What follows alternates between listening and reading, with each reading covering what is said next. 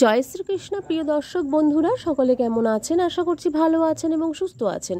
আমাদের দৈনিক রাশিফল এবং টোটকার ইউটিউব চ্যানেলের পক্ষ থেকে সকলকে অনেক স্বাগতম জানিয়ে আজ একটি বিশেষ ভিডিও নিয়ে চলে আসছি। তো আজকের ভিডিওর বিষয়বস্তুটি কিন্তু হতে চলেছে অত্যন্ত গুরুত্বপূর্ণ, অত্যন্ত বিশেষ কয়েকটি রাশির জাতক জাতিকাদের জন্য। তো আজকের এই বিষয়টি কিন্তু হতে চলেছে যেহেতু শনিদেবকে কেন্দ্র করে এবং 3টি রাশির জাতক জাতিকাদের নক্ষত্র এবং রাশি লগ্নকে কিন্তু কেন্দ্র করে হতে চলেছে। তো এই রাশিগুলির কিন্তু জন্মছক এবং লগ্ন মিলিয়েই কিন্তু আজকের এই ভিডিওটি হতে চলেছে এবং প্রত্যেকটি ভিডিওর মধ্যেই কিন্তু রাশিছক মিলিয়েই হয়ে থাকে কম বেশি।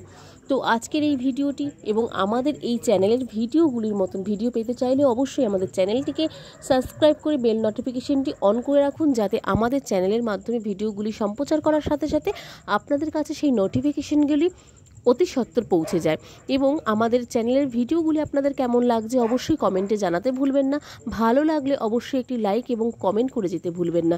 এবং আমাদের চ্যানেলের ভিডিওগুলি যেমন গ্রহ সংক্রান্ত, রাশি সংক্রান্ত, বাস্তু টিপস, টোটকা এই ধরনের ভিডিওগুলি পেতে চাইলে অবশ্যই একটা করে শেয়ার এবং লাইক করতে ভুলবেন না। প্রিয় দর্শক বন্ধুরা, চলুন আজকের ভিডিওর বিষয়বস্তুটি কী আছে একবার দেখে নেব। এবং আমরা এটাও কিন্তু অবশ্যই বলবো, আমাদের এই চ্যানেলের ভিডিওগুলিকে একটু কিন্তু অবশ্যই শেয়ার করুন বন্ধুরা, তাতে আপনাদের কোনো প্রিয়জনদের হয়তো উপকারে আসতে পারে, আপনাদেরও উপকারে আসতে পারে, আমাদেরও কিন্তু অনেকটাই উপকারে আসতে পারে। চলুন আজকের ভিডিওর বিষয়বস্তুটি যেটি রয়েছে, এই 3টি রাশির ভাগ্য গড়ে দেবেন কিন্তু শনিদেব। আগামী দিনে বড় সাফল্যর যোগ কিন্তু আসতে চলেছে এই 3টি রাশির জাতক জাতিকাদের জন্য।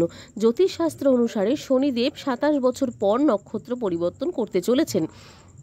আসুন জেনে নেওয়া যাক শনিদেবের এই নক্ষত্র পরিবর্তনের ফলে কোন 3টি রাশির উপর শুভ প্রভাব পড়তে চলেছে।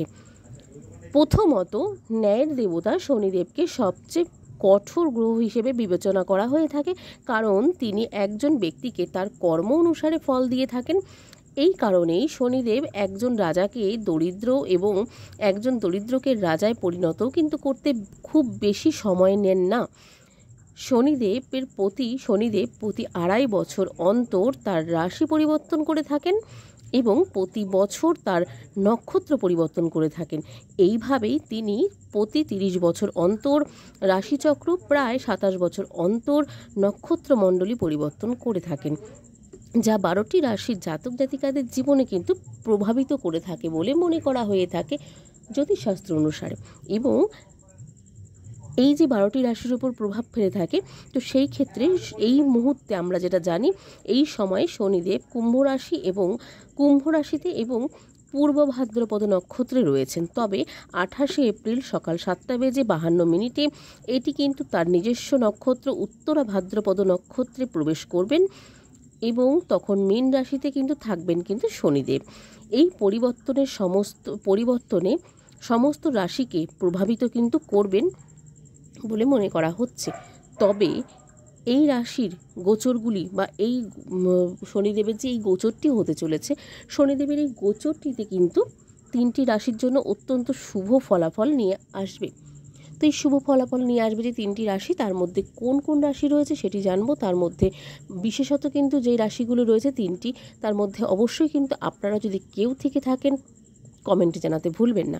প্রথমত যে রাশিটি রয়েছে সেটি হচ্ছে তুলা রাশি।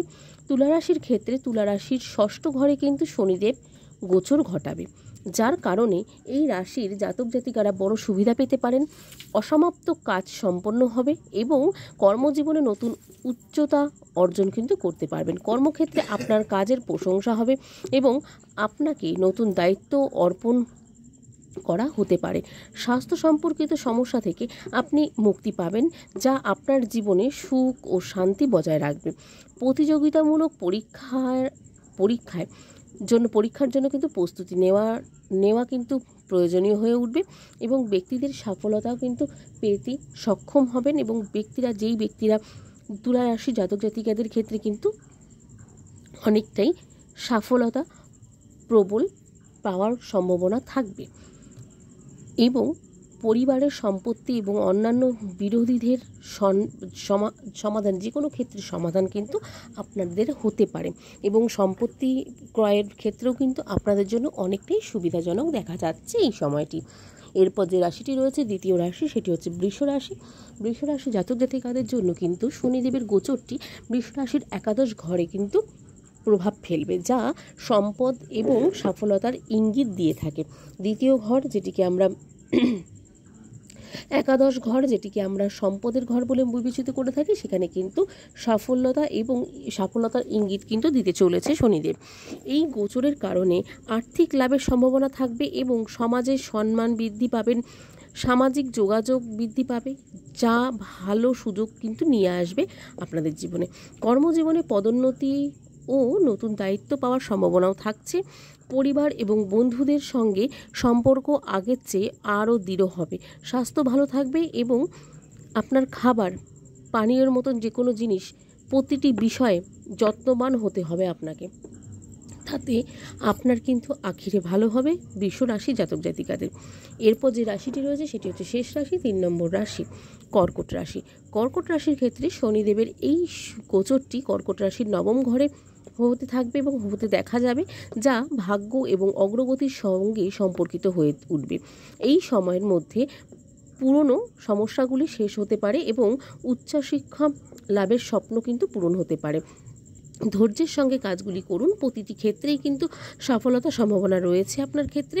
আপনি আপনার পিতামাতার কাছ থেকে পূর্ণ সমর্থন পাবেন যে কোনো জায়গায়, যে কোনো বিষয়ে, এবং সাথে যা আপনাকে আপনার লক্ষ্য অর্জন করতে সহায়তা করবে।